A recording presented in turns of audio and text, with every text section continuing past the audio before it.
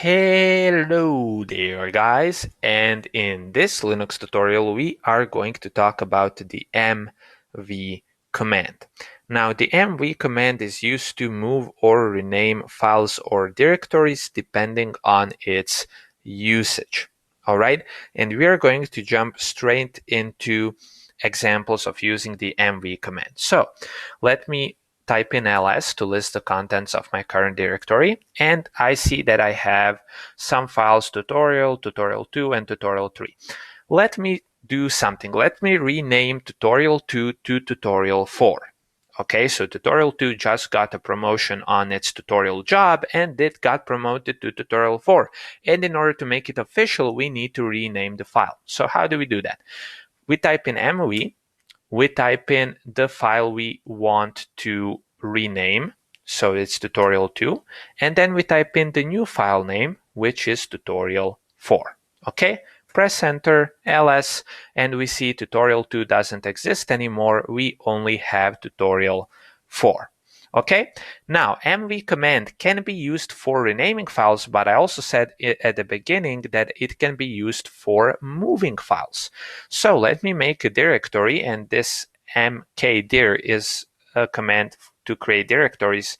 I'm not sure if we covered it or we are going to cover it, but I think we haven't covered it, but just know it's used to create directories. So I'm going to create a directory called new dir.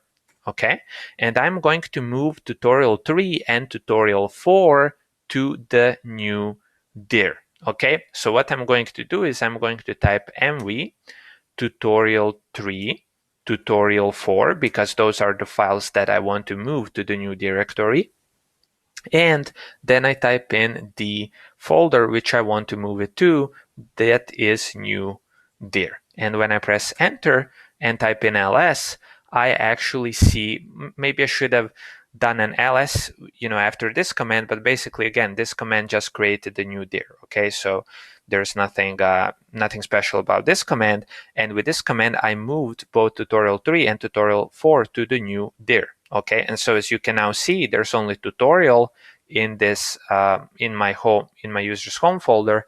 And if I change my directory to the new directory, that is new dir, and type in ls here, I actually have tutorial 3 and tutorial 4 within it. Okay, so pretty neat command. You can use it to either rename or to move files. Now, there are some useful options. Just as with the cp command, you can use the I option to prevent mv from silently overwriting files, and you can use the U option to only move files that either don't exist or are newer than the corresponding files in this destination directory. Okay, so this has been it for this tutorial, and I hope you learned something useful, and I hope to see you in the next one. Talk soon.